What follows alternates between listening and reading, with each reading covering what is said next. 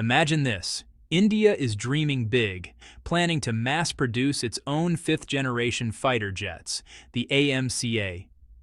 Meanwhile, across the border, China is already flying its sixth-generation prototypes. The J-36 has taken to the skies, and engineers have removed its PTO tube, a technical milestone that signals the jet is almost ready for full-scale deployment. Here's the reality.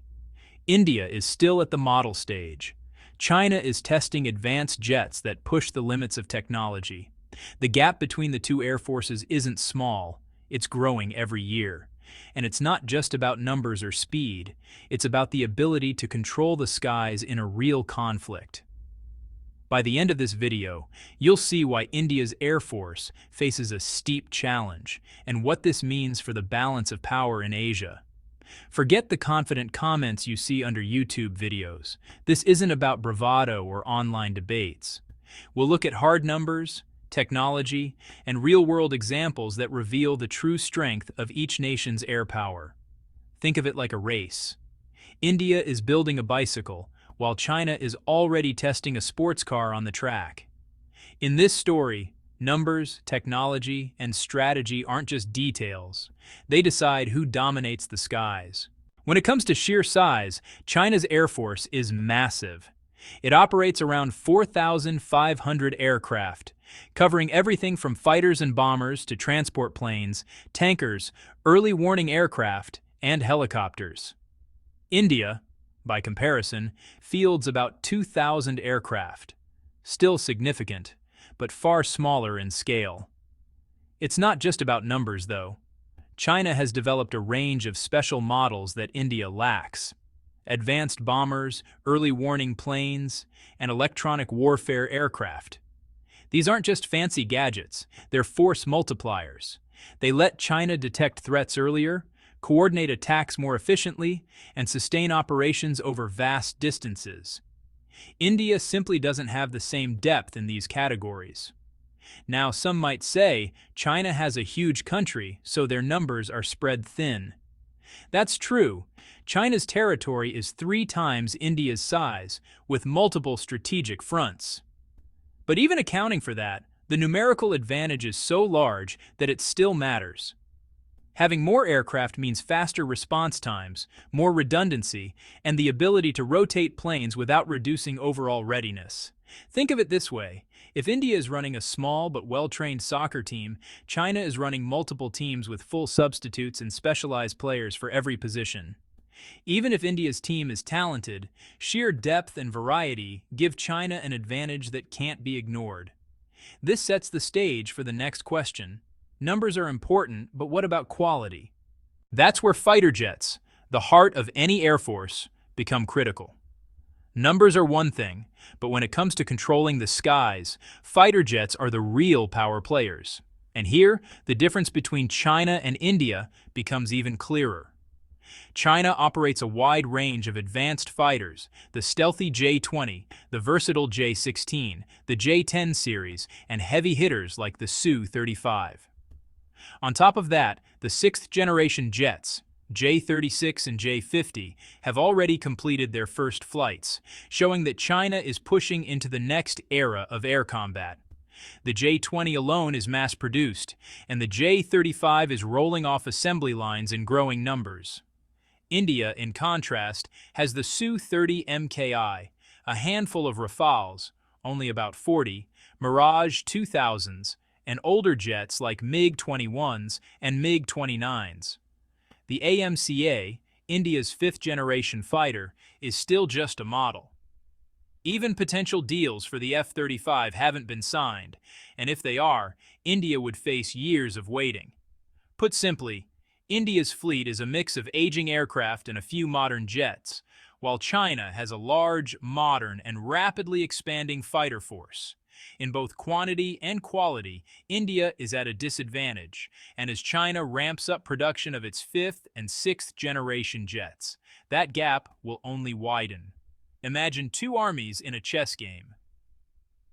India has a few knights and bishops, while China already has a full board of queens and rooks, and they're learning new moves every day. That's the kind of edge we're talking about. This naturally leads to another crucial layer: helicopters and special aircraft, the supporting cast that turns an air force into a complete, unstoppable force. Fighter jets might grab headlines, but helicopters and specialized aircraft are the backbone that makes an air force truly operational. They move troops, supply front lines, gather intelligence, and keep the skies coordinated. China has built a full spectrum of helicopters: the WZ-10 armed attack choppers, the Z-19, and the versatile Z-20 for transport and support. All of these are domestically developed, meaning production is fast, parts are readily available, and upgrades can happen regularly. This allows China to rotate, replace, or rapidly expand its fleet in a real conflict. India's helicopter fleet, on the other hand, is a patchwork: American Apaches, Russian Mi-17, and Chinooks. Most are imported, making maintenance slower and more expensive. Replacement parts aren't always easy to get, and the fleet's readiness suffers if a few helicopters are grounded. Now, add specialized aircraft into the mix. China flies the Y-20 large transport planes and has converted versions for tankers, electronic warfare, and early warning missions, all built domestically. India? Almost nothing in comparison. Without these platforms, the Indian Air Force can fight, but sustaining long-range operations or complex missions becomes extremely difficult. Think of it like this: fighter jets are the swords of the Air Force, but helicopters and special aircraft are the support team, supply chains, and shield that keep the swords effective. China has both the sword and shield working together. India? Mostly just the sword. Next, we'll see how drones and technological innovation further widen this gap. In modern warfare, drones are no longer just toys. They're force multipliers that can scout, strike, and gather intelligence with precision. And here, China clearly leads the pack. China has developed both fixed-wing and rotary-wing drones that are numerous, high-quality, and battle-tested. These aren't just prototypes, they're operational machines that have been used in real conflicts. For example, during the Russia-Ukraine war and Gaza conflicts, combatants bought Chinese civilian drones for modification. But China's own military enjoys the best, fully integrated domestic tech. These drones can strike targets accurately, provide real-time intelligence, and operate in swarms, giving commanders a huge tactical advantage. India, by contrast, is behind. Its drone programs are limited, heavily reliant on imports, and mostly unintegrated into broader operational strategies. This means fewer tactical options and slower response times in real conflicts. Why is China ahead? It's not just about money or ambition. China has the largest pool of engineers in the world, highly efficient production lines, and the ability to iterate designs quickly at low cost. In other words, China can innovate faster, cheaper, and at scale, turning technological advances into real combat power. Think of it like this: if a traditional air force is a chessboard, drones are the knights that can jump over the board and strike unexpectedly. China has dozens of these knights, India just a few, and that difference can decide the outcome before the first fighter even takes off. Next, we'll look at training, experience, and non-combat readiness, which can be just as important as equipment. Even the most advanced aircraft are useless without skilled pilots to fly them. This is where training, experience, and operational readiness make a huge difference. And again, China has the upper hand. Chinese pilots fly significantly more hours each year than their Indian counterparts. More flight time means better reflexes, confidence, and coordination in combat, especially under stressful conditions. India, on the other hand, faces budget constraints and high maintenance costs, which limit flying hours. Add to that a high accident rate. India has one of the world's highest non-combat aircraft losses, and it's clear that many pilots fly cautiously to stay safe rather than aggressively to dominate. The consequences of this gap are visible in real-world conflicts. Even against smaller adversaries like Pakistan, the Indian Air Force has sometimes struggled to assert dominance. Historical examples drive the point home. In the 1962 Sino-Indian War, China's air force could have completely overwhelmed India if deployed.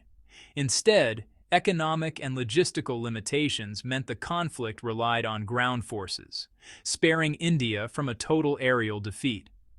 Today, China no longer has those limits, while India still struggles with operational readiness. Think of it like a sports team. China has players who train daily, understand every play, and react instinctively under pressure. India has talented players, but they practice less and avoid risky plays. In air combat, hesitation can be fatal. Air superiority isn't just about planes and pilots, it's also about the industry and economy that support them. China excels here in ways India currently cannot match. China has built a fully integrated aerospace industrial system. Its aircraft are mostly domestically developed, with locally produced engines, avionics, and critical components.